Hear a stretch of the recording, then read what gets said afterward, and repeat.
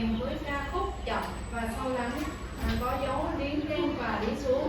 Bây giờ các em sẽ nghe bài hát Lý Đắc Dòng và chúng ta cùng nhau thực hiện nhé.